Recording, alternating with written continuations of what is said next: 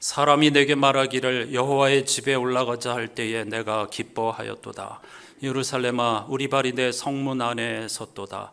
예루살렘을 위하여 평안을 구하라. 예루살렘을 사랑하는 자는 형통하리로다. 아멘.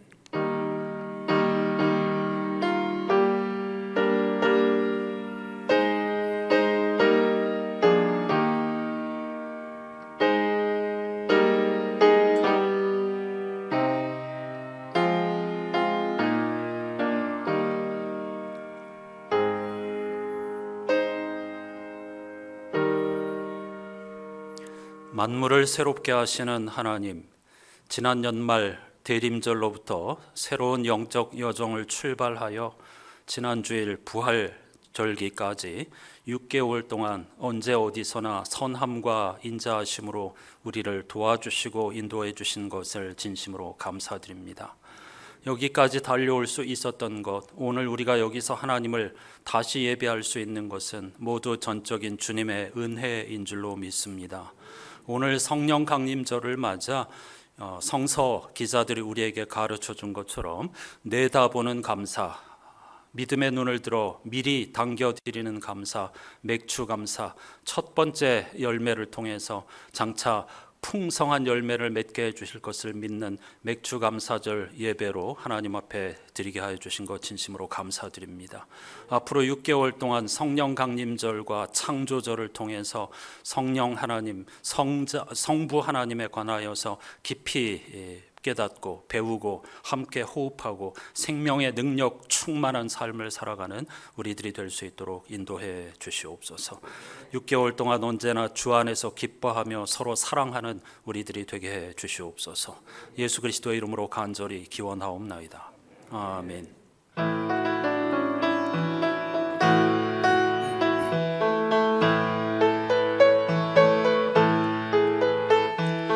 만왕의 왕 앞에 나오라. 기쁨과 감사의 마음으로 만왕의 왕 앞에 나오라. 기쁨과 감사의 마음으로 하나님 행하신 일들을 즐거운 노래로 감사하여라. 만왕의 왕 앞에 나오라.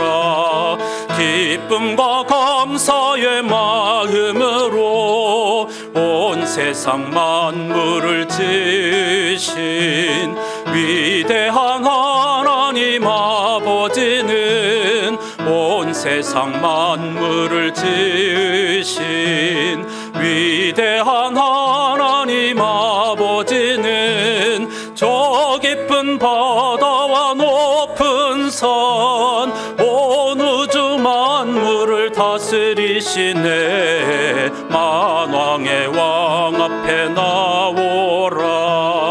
기쁨과 감사의 마음으로 드넓은 육지와 큰 바다 하나님 손으로 지으셨네. 드넓은 육지와 큰 바다 하나님 손으로 지으셨네. 사랑과 인자가 넘치니 우리는 그 품의 어린 양이라. 만왕의 왕 앞에 나오라. 기쁨과 감사의 마음으로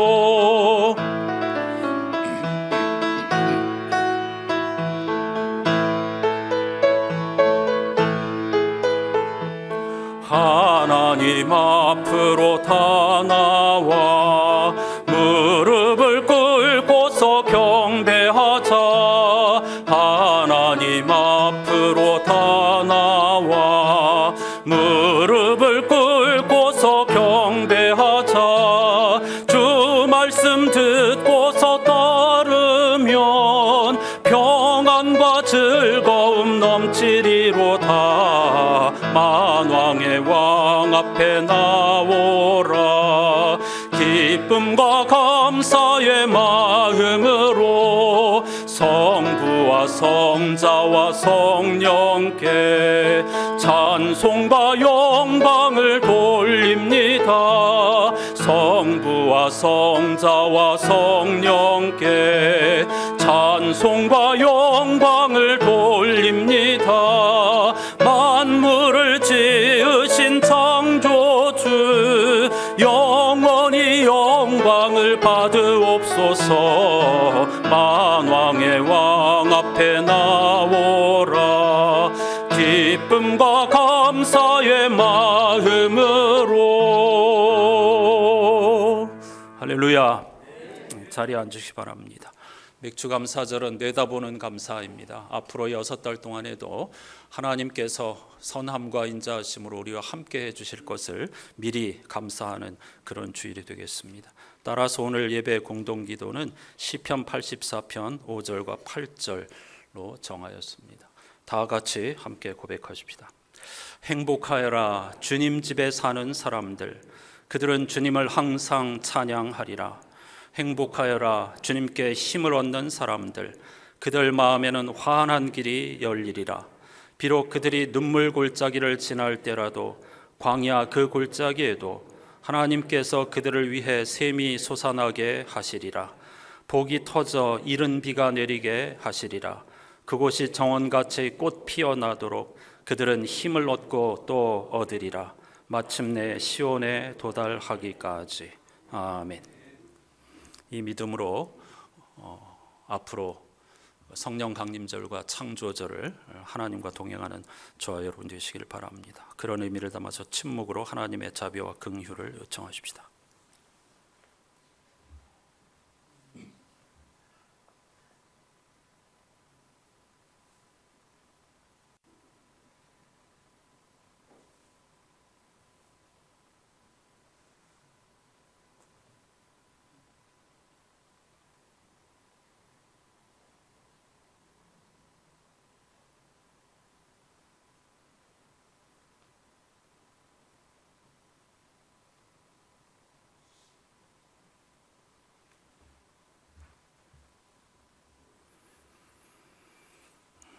하나님의 약속이 여기에 있습니다. 참으로 나 주 하나님이 말한다. 내가 나의 양떼를 찾아서 돌보아 주겠다.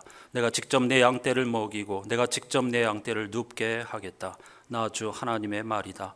너희는 내 양떼요 내 목장의 양떼다. 너희는 사람이요 나는 너희의 하나님이다. 나 주 하나님의 말이니라. 아멘.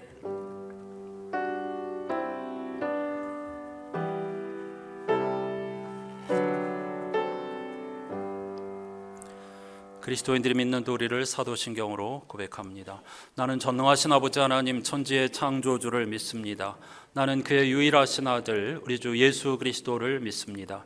그는 성령으로 잉태되어 동정녀 마리아에게서 나시고 본디오 빌라도에게 고난을 받아 십자가에 못 박혀 죽으시고 장사된 지 사흘 만에 죽은 자 가운데서 다시 살아나셨으며 하늘에 오르시어 전능하신 아버지 하나님 우편에 앉아 계시다가 거기로부터 살아있는 자와 죽은 자를 심판하러 오십니다. 나는 성령을 믿으며 거룩한 공교회와 성도의 교제와 죄를 용서받는 것과 몸의 부활과 영생을 믿습니다. 아멘. 이번 주 성서 일과표에 포함된 시편 104편 말씀을 교독합시다. 여호와여 주께서 하신 일이 어찌 그리 많은지요. 주께서 지혜로 그들을 다 지으셨으니 주께서 지으신 것들이 땅에 가득하니이다.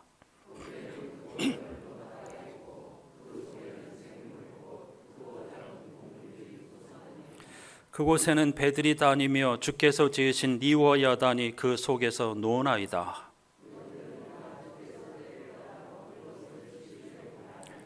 주께서 주신즉 그들이 받으며 주께서 손을 펴신즉 그들이 좋은 것으로 만족하다가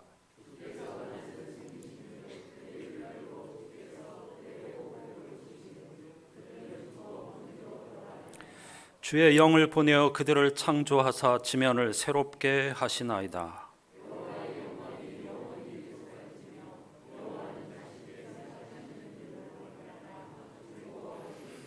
그가 땅을 보신즉 땅이 진동하며 산들을 만지신즉 연기가 나는도다.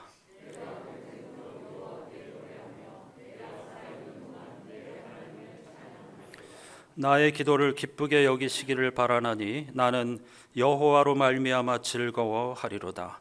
내 영혼아 여호와를 송축하라. 할렐루야. 아멘.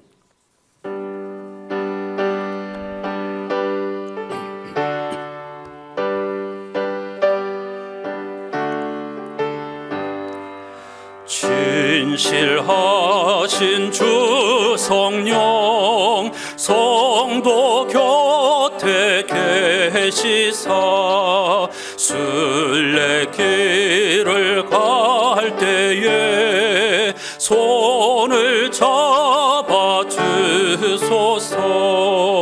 모든 고난 사람들 기쁜 소식 들으니 성령 말씀하기를 나를 따라오너라. 어디에나 계신 주 나를 도와주시사 어둠 속을 헤맬 때 홀로 두지 마소서. 풍랑심이 일어나 소망 끊어질 때에 성령 말씀하기를 나를 따라오너라.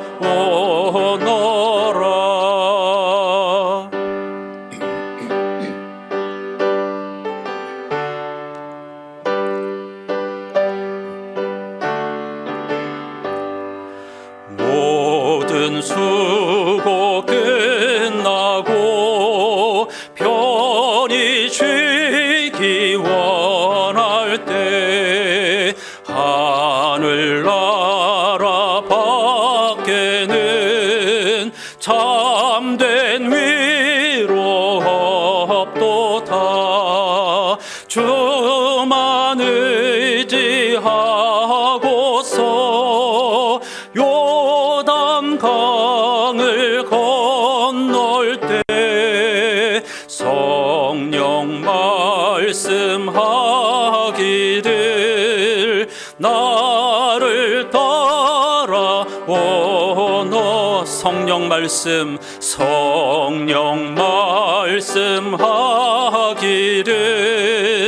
나를 따라오너라.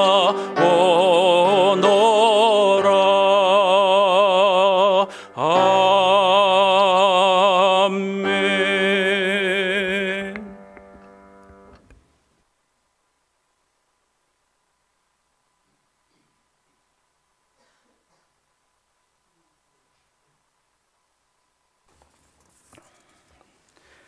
천지를 지으시고 인간의 생사화복을 주관하시는 하나님 아버지 감사합니다. 어둠 속에서 죽을 수밖에 없는 저희들을 택하시고 구원의 은혜를 주셨습니다. 거룩한 주일 주님의 교회에서 예배를 드리는 귀한 시간을 허락하여 주셔서 감사합니다. 언제나 어제나 오늘이라 내일도 변함없으시며 크신 능력으로 만물을 새롭게 하시는 창조주 하나님께 감사와 존귀, 찬양과 영광을 올립니다. 모든 상한 심령 가운데 임재하셔서 하늘의 위로로 주시고 복잡한 심령 가운데 평안을 주시는 성령 하나님께 감사를 올려드립니다. 5월 마지막 주일 아침에 우리의 몸과 마음을 준비하여 주일 예배를 드리오니 이 시간 우리의 심령 속에 충만하게 임재하여 주시옵소서. 5월을 허락하신 하나님, 5월도 마지막 주로 접어듭니다.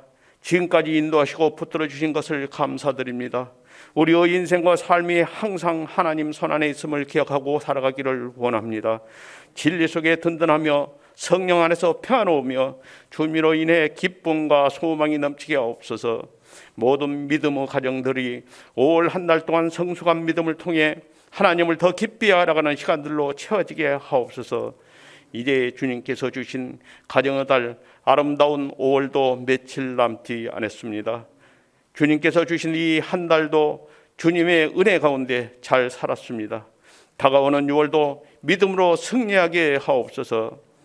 하나님 아버지, 모든 소외된 자들을 돌보시고 축복해 주신 예수님께 질병 가운데 고통당하는 주의 백성들을 치료해 주시옵소서.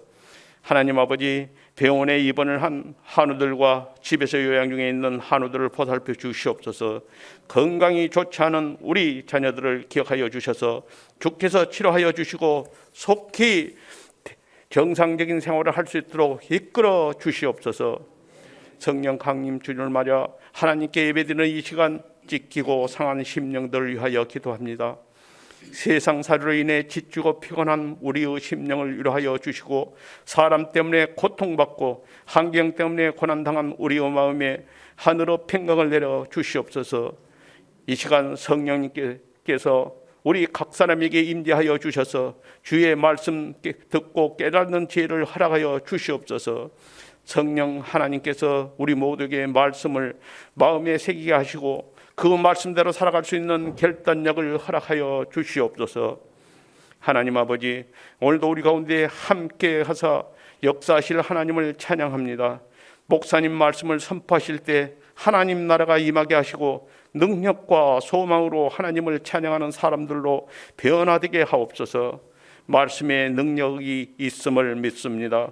말씀을 듣고 믿음으로 아멘하게 하시고 삶으로 실천하게 하옵소서. 예수님의 이름 거룩하신 이름으로 기도합니다. 아멘.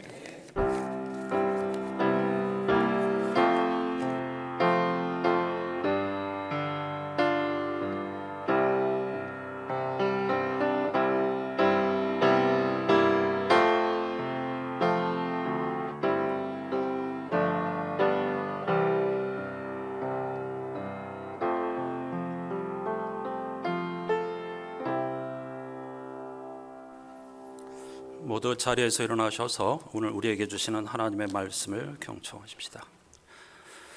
성령 강림절에 주시는 하나님의 말씀 신약성서 요한복음 20장 21절에서 23절까지입니다. 예수께서 또 이르시되 너희에게 평강이 있을지어다. 아버지께서 나를 보내신 것 같이 나도 너희를 보내노라.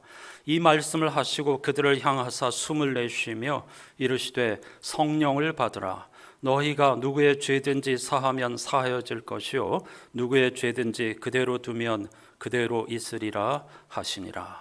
아멘. 자리에 앉으시기 바랍니다. 오늘 성령 강림주일을 맞아서 함께할 찬송 영상 찬양은 183장입니다.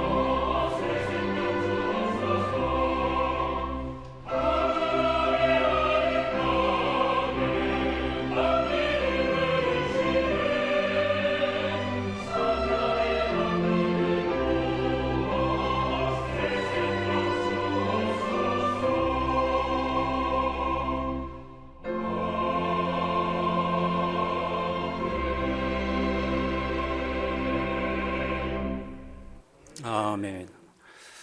이 찬송은 성령의 실체를 정확히 밝혀주는 참으로 귀한 찬양입니다. 그냥 들을 수만 없죠.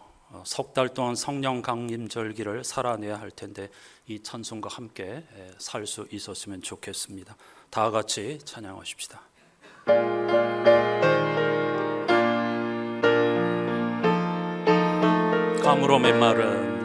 가물어 메마른 땅에 단비를 내리시듯 성령의 단비를 부어 새 생명 주옵소서. 다시 한번 가물어 메마른 땅에 단비를 내리시듯 성령의 단비를 부어 새 생명 주옵소서.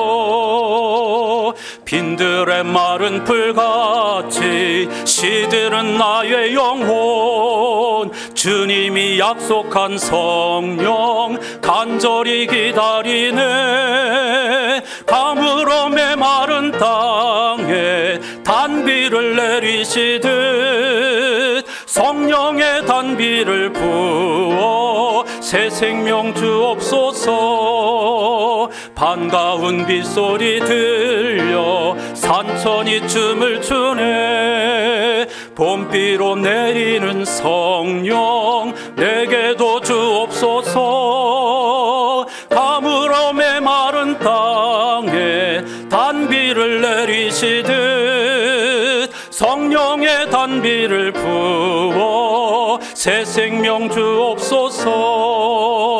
철 따라 우로를 내려 조목이 무성하니 갈급한 내 심령 위에 성령을 부소서. 가물어 메마른 땅에 단비를 내리시듯 성령의 단비를 부어 새 생명 주옵소서. 참되신 사랑의 언약 어길 수 있사오랴. 오늘의 흡족한 은혜 주실 줄 믿습니다.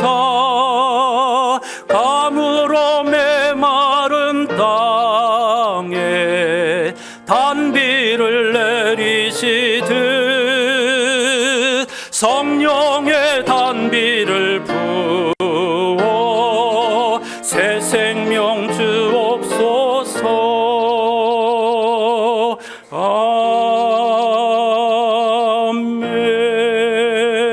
아멘.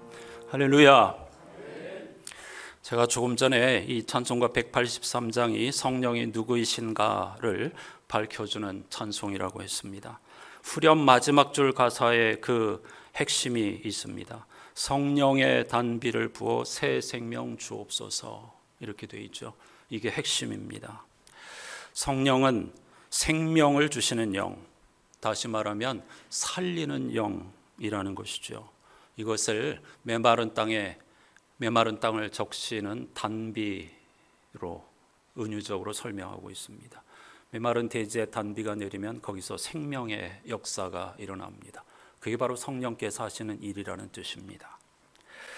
오늘부터 석 달 동안 성령 강림절을 살아내는 동안 성령께서는 생명을 주시는 영이라는 사실을 반드시 기억하시기 바랍니다.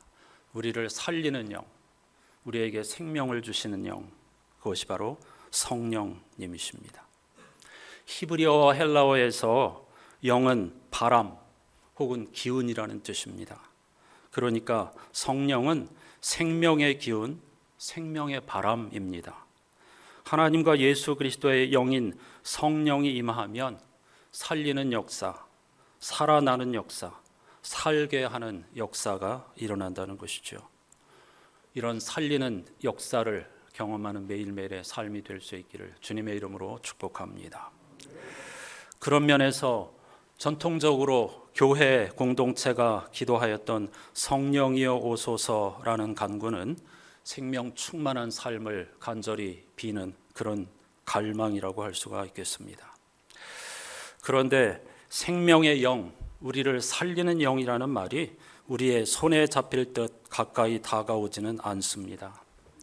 당연한 일인데요. 그 이유는 우리가 살아있지만 아직 생명이 무엇인지 그리고 죽음이 무엇인지 모르기 때문입니다. 표면적으로만 알고 그리고 아는 것으로 착각할 뿐이지 우리는 생명이 무엇이고 죽음이 무엇인지를 알지 못합니다. 성서 기자들은 궁극적인 생명과 죽음, 그 실체는 종말에 환히 드러날 것이라고 약속하고 있습니다. 이런 표현이 막연하게 들리기 때문에 사람들은 방언이나 예언, 신유 등 눈에 보이는 확실한 현상에 집착하곤 합니다. 성령을 귀신 비슷한 존재로 생각하는 이들도 있습니다. 심지어 성령을 받으라고 외치는 설교자들도 있습니다. 안타까운 일이죠. 성령을 받으라는 말은 생명의 능력을 받으라는 말입니다. 사람이 사람에게 생명을 줄 수 없듯이 성령을 받으라고 말하면 안 되는 것입니다. 그건 하나님과 예수 그리스도께서 우리에게 주시는 것입니다. 자기 자신이 무슨 주술적인 능력이라도 있는 것처럼 사람들을 모아놓고 흥분시키면서 성령을 받으라고 이야기하는 것은 어불성설입니다. 한국교회에서 신학적 베이스가 가장 약한 고리, 부족한 부분이 바로 성령에 대한 이해입니다. 생명을 주시는 성령의 능력은 오직 하나님과 예수 그리스도로부터만 오는 것임을 반드시 기억하고 그 생명의 영, 살리는 영을 갈망하는 우리들이 되어야 할 줄로 믿습니다. 요한복음 20장은 서로 다른 네 가지의 부활 전승을 소개합니다. 이 네 가지는 전부 다 독립적인 이야기입니다.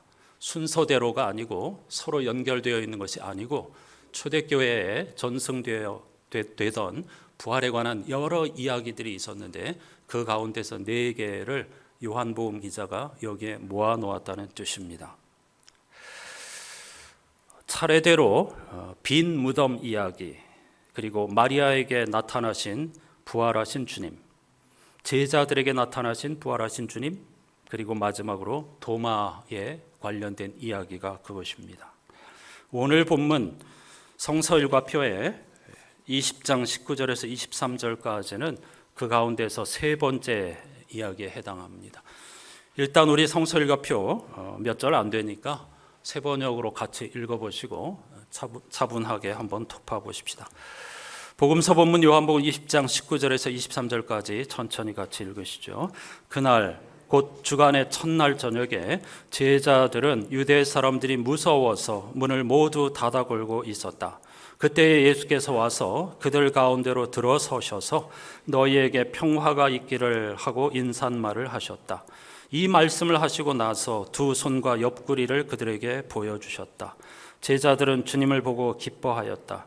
예수께서 다시 그들에게 말씀하셨다. 너희에게 평화가 있기를 빈다. 아버지께서 나를 보내신 것 같이 나도 너희를 보낸다. 이렇게 말씀하신 다음에 그들에게 숨을 불어넣으시고 말씀하셨다. 성령을 받아라. 너희가 누구의 죄든지 용서해 주면 그 죄가 용서될 것이요 용서해 주지 않으면 그대로 남아 있을 것이다. 아멘. 제자들은 유대 당국자들이 무서워서 문을 다 걸어 잠그고 숨어 있었다고 전합니다. 왜냐하면 그들이 따르던 예수는 얼마 전에 십자가에서 비참하게 죽었습니다. 그리고 그를 따르던 많은 사람들은 뿔뿔이 흩어졌고 그 예수를 따르던 공동체는 실패한 소수 종파로 전락했기 때문입니다. 따라서 전통 유대 당국자들은 그들을 핍박하였고 공동체로부터 쫓아내려고 하였습니다. 그래서 그들은 문을 걸어 잠그고 덜덜 떨면서 숨어 있었던 것이죠. 그들은 앞서 요한복음 기자가 전하고 있는 빈 무덤 이야기와 막달라 마리아의 이야기를 알지 못하고 있는 상태입니다. 제가 이거 다 독립적인 이야기라고 했죠. 알고 있었다면 이렇게 하지 않았겠죠. 전혀 다른 이야기를 하고 있는 것입니다. 그들은 그런 사실을 아직 알지 못하고 있습니다. 그때 부활하신 예수께서 닫힌 문 사이로 그야말로 바람처럼 들어오셨습니다. 아까 영이 바람이라고 했죠. 이거 다 연관된 이야기고 이 단어들이 계속해서 교차적으로 반복되고 있습니다. 제자들의 반응이 여기에 나타나지 않습니다. 한 부분 예수께서 손과 옆구리를 보여주셨을 때 제자들이 기뻐하였다라는 반응만 나와 있지 다른 반응이 없습니다. 그 말은 갑자기 닫힌 문 사이로 나타나신 예수 그리스도의 이 부활하신 현현, 그것을 보고 그들이 말문이 막힐 정도로 두려움과 공포에 떨었다는 것입니다. 아무 말도 할 수 없었을 것입니다. 이게 귀신을 본 것인지, 도대체 우리가 지금 뭘 보고 있는 것인지, 잘못 본 것인지 어안이 벙벙하고 두렵고 분명히 죽었다고 생각하신 분이 닫힌 문 사이로 바람처럼 나타났으니 아무도 거기에 대해서 아무 말도 하지 못하고 있었을 것입니다. 그렇게 두려움에 떠는 그들을 향하여서 예수께서 샬롬이라고 인사하셨습니다. 그것도 반복적으로 너희에게 평화가 있기를. 벌벌 떨고 있는 그들을 향하여서 너희에게 평화가 있기를, 이렇게 말씀하신 것입니다. 당시 중동 사람들의 일반적인 인사가 평화, 샬롬이었습니다. 이 말은 그들이 일반적으로 평화가 있기를 하고 인사를 주고받았다는 말은 그들의 삶이 평화와 거리가 멀었다는 뜻입니다. 평화가 가까이 있었다면, 평화가 그들에게 익숙한 것이었다면 평화가 있기를이라고 인사하지 않았을 것입니다. 옛날 우리 조상들의 인사가 뭐였습니까? 진지 잡수셨습니까? 였죠. 밥이 일상적으로 가까이 있었다면 그런 인사를 했겠습니까? 굶는 것이 다반사이니까 인사말이 진지 드셨습니까? 였죠. 마찬가지입니다. 평화가 너무나 일상에서 거리가 멀기 때문에 그들은 만날 때마다 평화가 있기를이라고 인사했던 것입니다. 사실 이 말씀 굉장히 깊은 의미가 있고 현실적인 건데요. 오늘날 우리들은 평화 세상에서 살고 있습니까? 겉으로는 번지르르하고 문명이 발달하고 신앙생활도 하고 멋진 삶을 살고 있는 것 같지만 우리 영혼의 실체를 보면 다 세상이 두려워서 문을 걸어 잠그고 자기의 내면으로 깊이 침잠하여서 벌벌 떨고 있는 것이 우리의 현실, 우리의 실존인지도 모릅니다. 그런 우리들에게 주님께서 너희에게 평화가 있기를 이렇게 말씀하셨다는 사실을 알아듣는 우리들이 되어야 하겠습니다. 특히 당시는 로마의 평화가 대세였는데 부활하신 예수께서 전혀 다른 차원의 평화를 말씀하시는 것입니다. 세상이 줄 수 없는 로마의 평화는 전쟁, 힘에 의한 평화였습니다. 그건 진짜 평화가 아니기 때문에 예수께서는 그런 평화가 아니고 부활하신 예수께서 참 생명의 능력으로부터 오는 평화, 샬롬을 전하고 있는 것입니다. 사랑을 통한 하나님 나라의 실현, 그것이 샬롬의 의미입니다. 적극적인 의미에서 평화는 단순히 전쟁이 없는 상태가 아니라 약한 사람들이 제 권리를 찾을 수 있도록 도와주는 것입니다. 그래야 평화가 생기는 것입니다.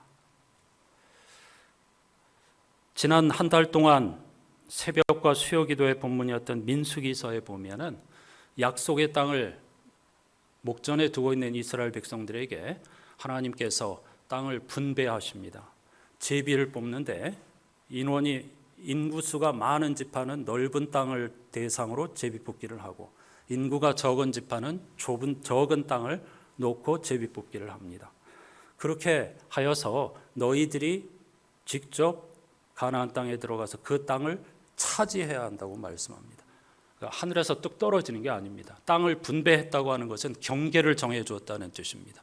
그걸 너희들이 몸소 정복해야 된다고 하는 것을 자꾸 우리는 이 문자적으로 뭐 전쟁으로 다 멸절시키고 그게 아니고 하나님 나라의 가치로 그 세상을 변화시켜야 된다는 뜻입니다.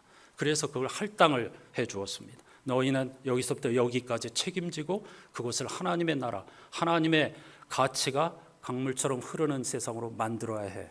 너희는 인구수가 많으니까 더 책임이 커. 그렇게 말씀하신 거고, 인구수가 적으면은 조금 덜하지만 그래도 너희들이 딛고 서 있는 땅을 하나님 나라, 하나님 주인 되는 세상으로 만들어야 해 하고 말씀하신 것입니다.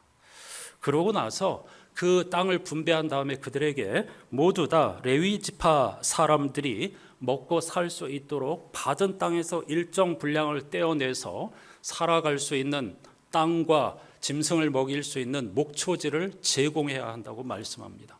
거기서도 원칙은 넓은 땅을 받은 지파는 그에 비례해서 넓은 땅을 내놓아야 하고, 좁은 땅을 받은 지파는 마찬가지로 비례적으로 좁은 땅을 레위 지파 사람들을 위해서 내어주도록 하셨습니다. 받은 만큼 떼어내야 한다는 것이 하나님의 뜻입니다. 그런데 오늘날 자본주의 사회 속에서 받은 만큼 떼어낸다고 하면 사람들이 분노합니다. 세금 문제로 복잡하잖아요. 공산주의라고 공격하고 매도하는 사람들도 많이 있습니다. 내가 열심히 벌어가지고 내가 피땀 흘려서 이만큼 모았는데 내가 왜 비례적으로 내?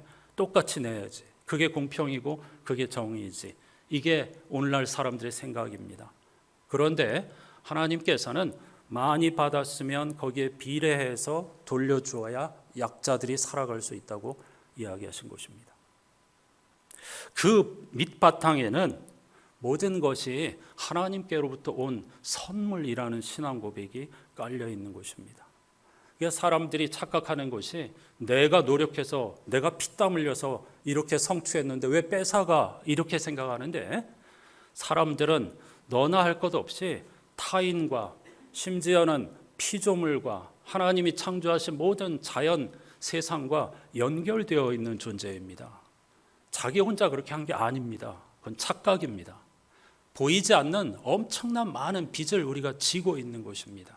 하나님으로부터, 그리고 이웃으로부터, 그리고 자연으로부터.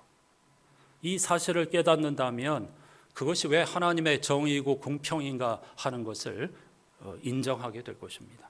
그리고 기쁜 마음으로 받은 만큼 그것을 돌려내어 놓음으로써 약자들이 도움을 받고 기본적인 권리를 누리면, 인권을 누리면서 살아갈 수 있는 세상을 만들기 위해 애를 쓰게 될 것입니다. 그게 바로 샬롬의 세상입니다. 예수께서 그런 세상을 바라시면서 너희에게 평화가 있기를, 단순히 마음의 평화가 아닙니다. 이런 평화가 강물처럼 흐르는 세상을 만들어다오 하고 부활하신 예수께서 제자들에게 지금 당부하고 계시는 것입니다.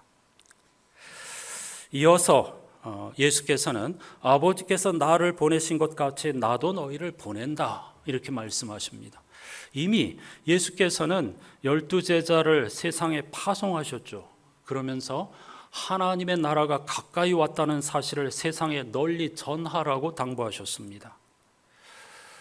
예수께서, 부활하신 예수께서 아버지께서 나를 보내신 것처럼 나도 너희를 세상에 보낸다. 이건 너희들의 소명을 항상 잊지 말고 그 소명을 다하면서 살아야 한다는 명령입니다. 소명이란 자기 삶의 주인을 자기가 아니라고 여길 때에, 즉 하나님께로부터 보냄받은 인생이고 빚진 자의 인생이라는 신앙 고백이 있을 때만 가능한 삶의 자세입니다. 오늘날 물론 모든 직업이 다 소중하지만은 특히 우리의 자녀들을 가르치는 교사, 인간의 생명을 구하고 지킨다는 의사, 그리고 억울함을 해결해 준다고 하는 법조인, 이런 직업을 가진 사람들 가운데에 정말 하나님께로부터 받은 소명의식을 가지고 그 직업을 수행하는 사람들이 과연 얼마나 있는가. 우리 사회가 이렇게 각박하고 피폐해지고 저마다 억울하다고 아우성을 치는 것은 소명의식이 사라져버렸기 때문입니다. 그런데 무엇보다도 그리스도인들이 그렇다는 사실입니다. 하나님께서 세상을 하나님 주인 되는 세상으로 만들어 가라고 우리를 부르셨는데, 그런 거룩한 소명의식 없이 똑같이 이 돈이 주인 되는 세상에서 노예처럼 살아간다고 하면 그보다 더 큰 비극이 어디에 있겠습니까? 그래서 그리스도인의 소명을 회복하는 것이 중요합니다. 부활하신 예수께서 내가 너희를 세상에 보낸다 이렇게 말씀하셨다는 것은 바로 저와 여러분 한 사람 한 사람을 향한 주님의 간절한 당부라는 사실을 기억하고 그 사명을 두렵고 떨리는 마음으로 잘 감당하는 우리들이 되어야 하겠습니다. 22절 말씀에서 예수께서 숨을 내쉬었다. 아까 영이 바람이라는 뜻이라고 했죠. 이거 다 반복하는 표현입니다. 요한복음 기자는 이 대목에서 창세기 앞부분에 나오는 인간 창조 이야기 가운데 하나님께서 사람을 지으시고 생기를 그 코에 불어넣어 사람이 살아있는 영이 되었다라는 구절을 그대로 빌려온 것입니다. 그와 똑같은 행위를 부활하신 예수께서, 즉 우리 모두를 부활하신 예수께서 우리 모두에게 새로운 생명을 전해 주셨다는 것입니다. 그리고 이 요한복음 기자가 여기서 성령을 언급한 이유는 앞서 말씀드린 평화 세상과 소명 의식을 감당하는 그런 삶이 우리의 노력이나 저절로 되는 것이 아니라 성령의 능력 안에서만 가능하다는 사실을 말하려고 하는 것입니다. 부활하신 주님께서 우리에게 당부하신 평화 세상, 그리고 그리스도인으로서의 거룩한 소명을 감당하는 것은 성령의 능력으로만 가능한 것이기 때문에,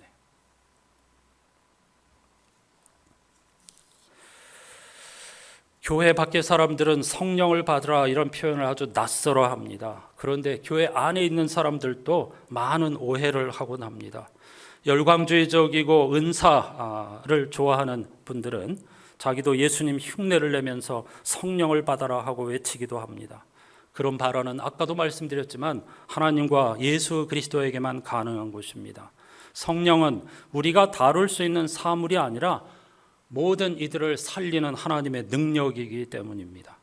초기 그리스도인들이 믿었던 성령은 개인의 내면과 종교 형식에 한정되는 영이 아니라 인류와 지구와 우주 전체의 생명을 포괄하는 영입니다. 그런 하나님의 능력을 우리가 어떻게 함부로 받아라 말아라 이야기할 수 있겠습니까? 우리는 생명의 바람이여 오소서라고 간절히 기도할 수 있을 뿐입니다. 마지막으로 23절에는 조금 이상한 이해하기 어려운 말씀이 나옵니다. 너희가 누구의 죄든지 용서해 주면 그 죄가 용서될 것이고 용서해 주지 않으면 그대로 남아 있을 거라고 말이죠. 우리가 다른 사람의 죄를 용서해 줄 수 있다 그런 뜻이 아닙니다. 이 구절은 세례를 의미하는 것입니다. 왜냐하면 세례가 바로 초기 기독교에서 세례는 죄의 용서를 의미하는 것이었기 때문입니다. 세례란 예수 그리스도와 함께 죄에 대하여 죽고 의에 대하여 산다는 예식입니다. 그래서 여기 죄의 용서를 다루고 있는 것입니다. 자기 인생을 자기가 성취해야 한다는 유혹, 율법주의 강요 이런 것으로부터 우리는 자유를 얻어야 한다는 것입니다. 죽어야 한다는 것입니다. 오직 예수 그리스도의 은혜로 우리가 자유를 얻고 죄의 용서를 받고 구원을 얻는다는 것입니다. 죄는 바로 생명의 주인이신 하나님과의 불화이고 죄를 용서받는다는 것은 하나님과의 화해, 즉 하나님께로부터 받아들여진다는 것입니다. 이처럼 요한복음 기자는 예수 그리스도께서 죽은 자로부터 부활하셨다는 이 고백을 통해서 예수 그리스도의 가르침과 그의 삶과 죽음을 통해서 참된 의미의 평화와 소명과 생명의 역사와 죄로부터의 해방을 부활이라고 설명하고 있는 것입니다. 우리가 그냥 덮어놓고 생각하는 것처럼 죽었다가 다시 살아나는 그런 게 아니라는 말씀입니다. 부활의 능력은 살리는 능력입니다. 그런데 그것은 평화의 능력이고 소명을 감당하게 하는 능력이고 그리고 죄의 용서의 능력입니다. 이 모든 것이 예수 그리스도의 죽음과 부활을 통해서 우리에게 선물로 주어졌다는 것입니다. 지금 우리는 불안과 공포와 두려움과 염려에 사로잡혀 있습니다. 교회 공동체도 마찬가지입니다. 청파교회 김기성 목사님은 2020년 이맘때쯤에 느헤미야서를 읽으면서 폐허를 딛고 서서라는 제목으로 설교하였는데, 최근에 나온 책에 그 문장을 제가 인용하겠습니다. 먼저 말이 달라져야 합니다. 부끄러운 말, 사람들을 가르는 말, 냉소하는 말은 그리스도인이라면 입 밖에도 내지 마십시오. 암담해 보여도 한 걸음씩 앞으로 나아가야 합니다. 평화의 도구가 되기를 희망했던 성 프란시스의 기도처럼 미움이 있는 곳에 사랑을, 상처가 있는 곳에 용서를, 분열이 있는 곳에 일치를, 의혹이 있는 곳에 믿음을, 오류가 있는 곳에 진리를, 절망이 있는 곳에 희망을, 어둠이 있는 곳에 광명을, 슬픔이 있는 곳에 기쁨을 심어야 합니다. 그리스도의 꿈은 바로 우리의 그런 노력을 통해 이 땅에서 영글어갈 것입니다. 투덜거림을 멈추고 우리 주변에 널린 폐허의 잔해를 치우는 일부터 시작하십시오. 난관이 있더라도 포기하지 마십시오. 하나님이 살아계시니 결국 우리는 승리할 것입니다. 선물로 주어진 한 해의 또 다른 절반이 희망을 파종하는 기쁨에 충만하기를 기원합니다. 맥주감사절은 내다보는 감사라고 했죠. 앞으로 6달 동안 2023년 영적 여정의 절반이 남아 있습니다. 폐허 같은 우리의 현실 속에서 그리스도인이라면 좌절하고 절망할 수 없습니다. 불평불만의 노예가 되면 안 됩니다. 부활하신 예수께서 우리에게 전해주신 말씀들을 기억하면서 계속해서 지난주일 말씀처럼, 그리고 오늘 말씀처럼 시온과 새 예루살렘이라고 하는 궁극적인 생명과 구원의 완성을 향하여 계속 전진해 가야 합니다. 그 과정에서 선한 목자이신 하나님께서 인자와 자비로우심으로 반드시 우리를 이끌어 주실 것을 믿고 감사하는 것이 바로 맥주감사절입니다. 그런 의미에서 오늘 공동기도 시편 84편 5절에서 8절을 직역한 것을 아까 함께 기도했었는데요. 한 번 더 이 기도를 드리시겠습니다. 같이 하시죠. 행복하여라 주님 집에 사는 사람들, 그들은 주님을 항상 찬양하리라. 행복하여라 주님께 힘을 얻는 사람들, 그들 마음에는 환한 길이 열리리라. 비록 그들이 눈물 골짜기를 지날 때라도 광야 그 골짜기에도 하나님께서 그들을 위해 샘이 솟아나게 하시리라. 복이 터져 이른 비가 내리게 하시리라. 그곳이 정원같이 꽃 피어나도록 그들은 힘을 얻고 또 얻으리라. 마침내 시온에 도달하기까지. 아멘. 기도문은 사무실에 인쇄되어 있습니다. 가져가셔서 매일매일 이 기도를 아침 저녁으로 드리시고 시편 23편을 암송하면서 살아간다고 하면 점점 더 우리가 거룩한 도성 시온에 가까이 서 있음을 깨닫게 될 줄로 믿습니다. 오늘 선곡한 찬송도 천성을 향해 가는 성도들아입니다. 조금 전에 시편 84편 8절 마지막이 마침내 시온에 도달하기까지, 이 359장 찬송은 마침내 우리가 시온에 도달하기까지 하나님께서 또 천사들이 우리를 응원하고 도우시고 함께 한다는 그런 약속의 말씀입니다. 함께 찬양하십시다.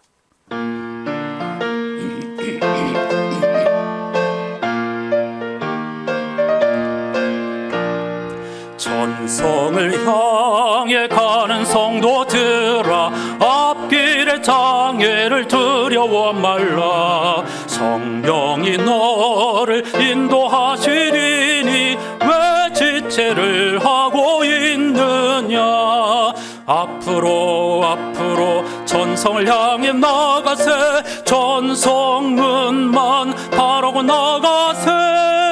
모든 전사 너희를 영접하러 문 앞에 기다려 서 있네. 너 가는 길을 누가 비웃거든 확실한 증거를 보여주어라. 성령이 진히 감화하여 주사 그들도 참 길을 찾으리. 앞으로 전성을 향해 나가세. 전성문만 바라고 나가세. 모든 천사 너희를 영접하러 문 앞에 기다려 서 있네.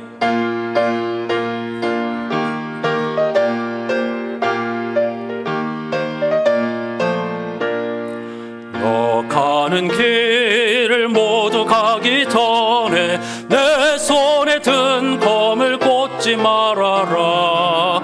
저 마귀 흉계 모두 깨뜨리고 끝까지 잘 싸워 이겨라. 앞으로 전성을 향해 나가세. 전성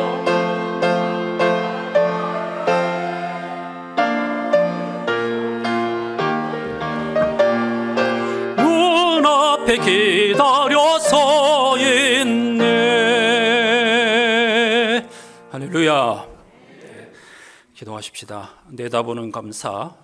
앞으로 석 달 동안 성령 강림절, 마지막 석 달 창조절을 성부, 성자, 성령 하나님과 더불어 우리가 살아가는 세상을 평화 세상, 그리고 함께 어우러져 살아가며 우리의 소명을 감당하는 거룩한 삶이 되게 해 주십시오. 하나님을 주인으로 모시고 살아가는 성도의 삶을 통해 절망에 떠는 사람들에게 희망과 그리고 빛이 되어주는 우리의 인생이 되게 해 주십시오. 다 같이 기도하십시다. 하나님 아버지 감사합니다. 지난 6개월 동안 하나님께서 베풀어 주신 한이 없는 은혜로 인하여 우리가 여기까지 이르게 되었음을 고백하면서 오늘 맥주감사절로 예배하게 하여 주심을 진심으로 감사드립니다. 맥주감사절은 돌아보면서 감사하는 것이 아니라 내다보는 감사입니다. 하나님께서 앞으로 6개월 동안에도 하반기 동안에도 우리와 함께하여 주실 것을 선함과 인자하심으로 반드시 우리를 이끌어 주실 것을 믿는 믿음으로 감사하는, 미리 감사하는 그런 믿음의 고백을 담은 것이 바로 맥주감사절입니다. 지금 우리 눈에 보이는 것은 희미한 첫 열매일 뿐이지만 그것이 놀라운 결실을 하게 될 것을 믿으면서 보혜사 성령님께서 우리가 절망할 때마다, 우리가 두려워할 때마다, 의기소침할 때마다, 육신과 영혼의 질병으로 몸부림칠 때마다 우리를 살려주시며 속사람을 강건케 하여 주시며 우리의 영혼을 하나님께서 살게 하여 주실 것을 믿습니다. 그런 믿음을 가지고 한 걸음 한 걸음 구원의 완성과 생명 완성을 향하여 하루하루 열정을 다하여 후회 없이 집중하고 충만한 삶을 살아가는 우리들이 될 수 있도록 인도해 주시옵소서. 천지를 창조하신 하나님, 십자가 부활의 예수 그리스도, 그리고 우리를 곁에서 살리기 위해서 애를 쓰시는 성령 하나님까지 삼위일체 하나님께서 언제 어디서나 우리와 함께 하신다는 사실을 알게 도와주시고 깨닫게 도와주시고 손에 잡히지는 않지만 바람처럼 하나님의 살리는 기운과 새 생명의 능력을 경험하는 하루하루의 삶이 될 수 있도록 은혜를 베풀어 주시옵소서.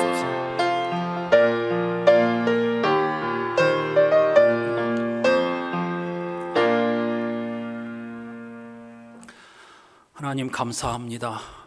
아름다운 세상을 창조해 주시고 만물을 새롭게 하고 계시는 하나님의 은총으로 우리가 하루하루 양식 삼아서 호흡하며 살아가고 있는 줄 믿습니다. 우리 스스로가 삶을 완성해야 한다고 하는 불가능한, 궁극적으로 불가능한 무거운 짐에 허덕이고 있었는데 예수 그리스도의 십자가와 부활로 말미암아 믿음을 통해 하나님 나라의 하나님의 백성으로 받아들여지게 하여 주신 은혜를 감사드립니다. 그것만으로도 너무나 감사하고 춤출 일인데 보혜사 성령님을 보내주셔서 의기소침하고 불안에 떨고 육체적인 고통과 질병과 영적인 아픔에 시달릴 때에 불안과 공포와 근심 걱정에 사로잡힐 때에 우리를 날마다 살려주시는 성령의 기운, 성령의 능력으로 함께해 주시니 또한 감사합니다. 삼위일체 하나님께서 언제 어디서나 선함과 인자하심으로 우리와 함께 하시는데 무엇을 두려워하겠습니까? 이 말씀이 실체적으로 우리에게 임하는 성령 강림절이 되게 해 주시옵소서.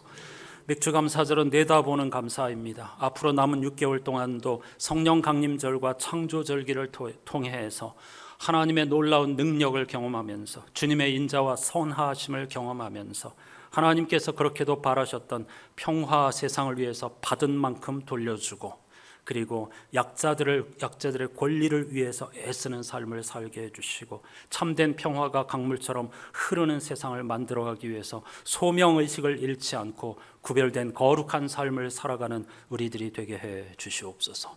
우리가 예수 그리스도의 은총으로 말미암아 죄와 죽음으로부터 구원받았다는 이 진리가 우리를 자유케 하게 해 주시옵소서.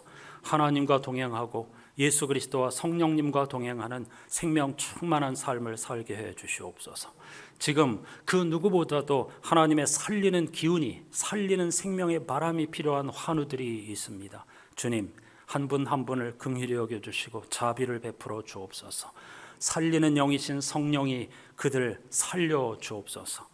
예수 그리스도의 이름으로 간절히 기도하옵나이다. 아멘.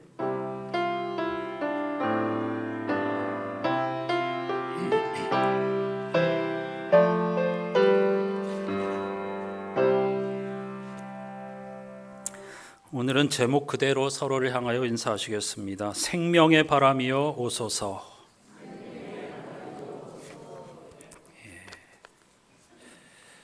마침 오늘 또 비가 내리고 있습니다. 아까 부른 찬송가 가사 그대로 성령의 능력이란 우리를 살리는 단비와 같은 능력입니다. 많은 사람들이 연휴를 맞아서 즐기러 떠났지만 우리는 변함없이 내다보는 감사, 맥주 감사절로 예배드리면서 생명이 흘러넘치는 세상을 갈망한다고 하는 것이 바로 우리가 받은 커다란 은혜인 줄로 믿습니다. 오늘부터 성령 강림절 석 달 동안 생명의 능력과 신비를 경험할 수 있기를 주님의 이름으로 축복합니다. 예배 후에 정기 당회로 모이겠습니다. 그동안 금년도 1월 1일부터 로마서를 메시지 성서로 필사 혹은 타이핑하기도 했고 그냥 읽으신 분들도 있습니다. 어제까지 로마서 16장 전체를 다 읽고 혹은 필사하셨죠. 필사를 완성하신 분들은 그 필사본을 사무실로 전달해 주시기를 바랍니다. 여러분의 그 수고와 정성 그걸 함께 나누고 작은 선물도 드리도록 하겠습니다. 그리고 한 달 정도 쉬었다가 하반기에 다시 시작할까 하고 잠깐 갈등을 했었는데 이건 멈출 일이 아니구나. 그리고 마침 성령 강림절이 시작되었기 때문에 성령 행전이라고 부르는 사도행전 쓰기를 이어가야 되겠다. 그렇게 결정을 하였습니다. 내일부터는 사도행전을 메시지 성서로 마찬가지로 필사하면서 읽어가게 될 것입니다. 필사 혹은 타이핑을 하지 못하신다 하더라도 반드시 읽는 것은 하셔야 합니다. 혹시 지금 제가 자치회 회장들께 보내고 그분들이 회원들께 전달하는 방식인데 받지 못하시는 분이 있다면 교역자들에게 말씀하시면 직접 보내드리도록 하겠습니다. 빠짐없이 이 영적인 호흡이기 때문에 같이 동참을 하셔야 합니다. 가능하면 필사를 해보시고요. 그렇게 많은 분량이 아니니까 꼭 동참하시기를 다시 한번 권해드립니다.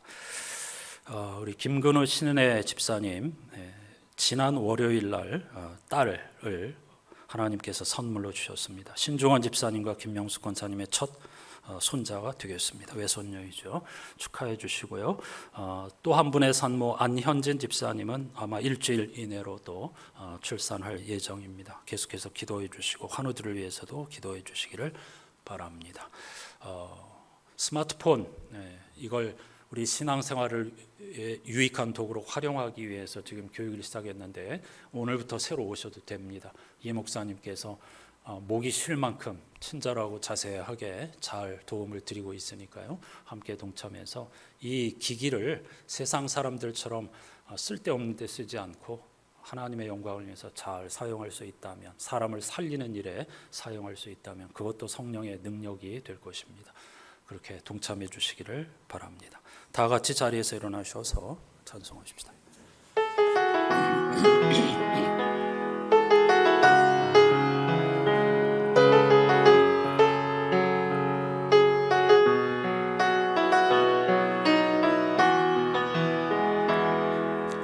이 세상을 살아가는 동안에 나의 힘을 의지할 수 없으니 기도하고 낙심하지 말 것은 주께서 참 소망이 되심이라. 하나님의 꿈이 나의 비전이 되고 예수님의 성품이 나의 인격이 되고 성령님의 권능이 나의 능력이 되길 원하고 바라고 기도합니다.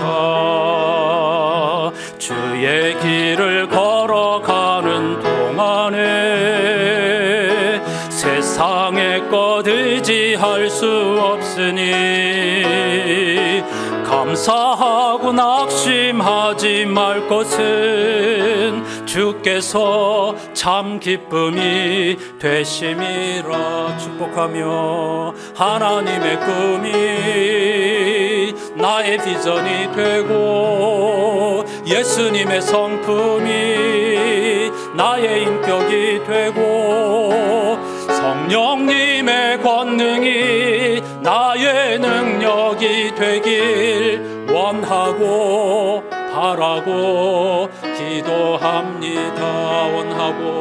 원하고 바라고 기도합니다.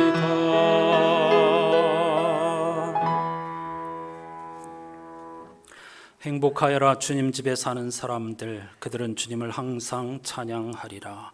행복하여라 주님께 힘을 얻는 사람들, 그들 마음에는 환한 길이 열리리라. 마침내 시온에 도달하기까지. 아멘.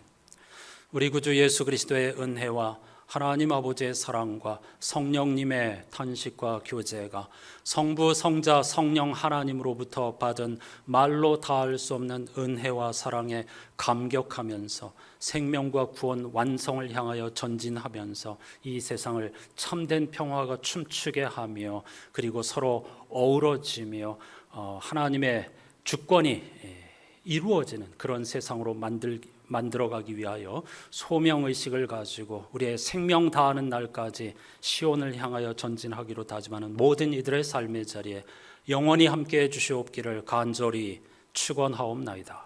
아멘.